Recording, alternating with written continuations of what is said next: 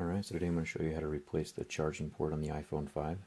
And it's actually pretty simple. You know, if you ever used a screwdriver or even opened anything before, you can probably accomplish this.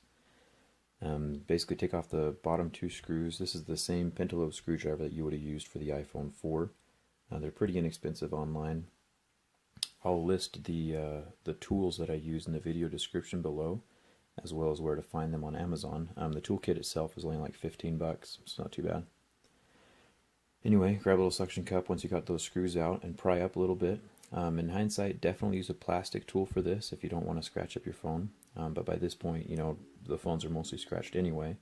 You wouldn't be able to tell. And then be very careful when you're pulling the screen away from the body.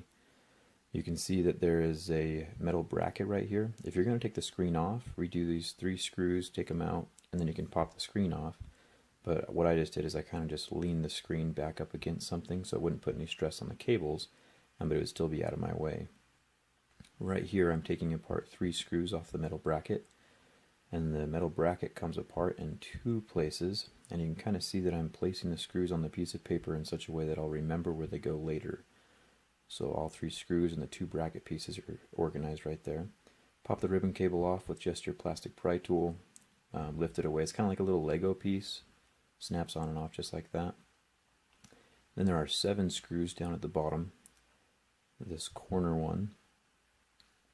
And once again, I'm placing the screws very carefully in a certain order.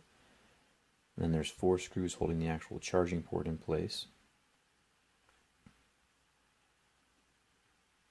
There's the 2 upper ones, and the 2 lower ones are smaller.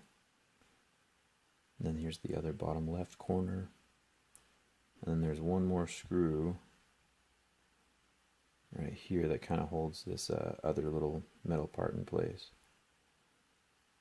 Anyway, so you can kind of see the placement of the screws just correspond directly with where they are on the phone, and then I can put them back a lot easier now that I know where they're at. Anyway, there's a little wire cable right here that you have to snap off. Just kind of pry it up a little bit, and then this part you gotta be really careful with. This little ribbon cable right here is glued onto the plastic piece below it, so if you just kind of pry up around each of the corners, eventually the glue will just unstick itself and you're good to go.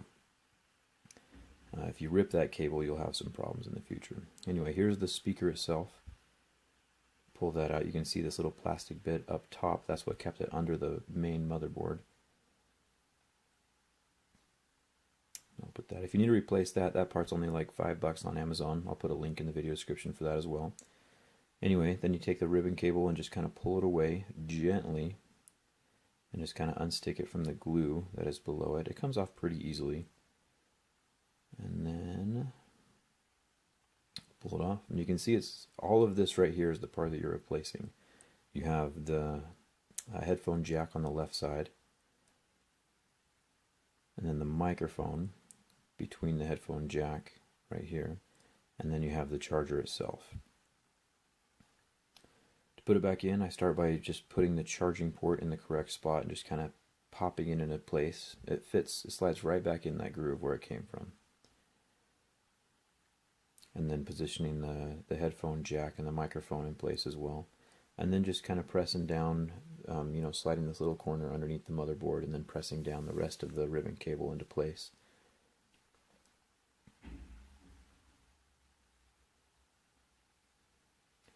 And then you snap the ribbon cable in just like a little Lego, just where it came from.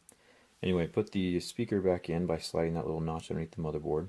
And then all you have to do is make sure the little cables all line up. There's a little groove, a little pin that sticks up that aligns that ribbon cable. Anyway, get all the screws back into place.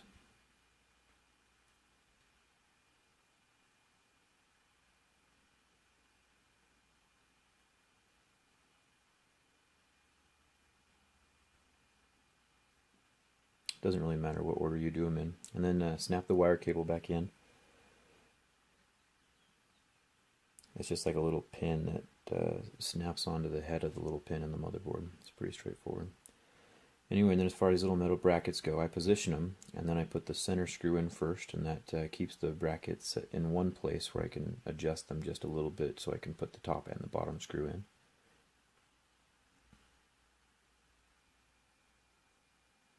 And then I tuck the top ribbon cables in and snap the screen down on top of the iPhone itself. And you'll hear it snap all the way around the outside.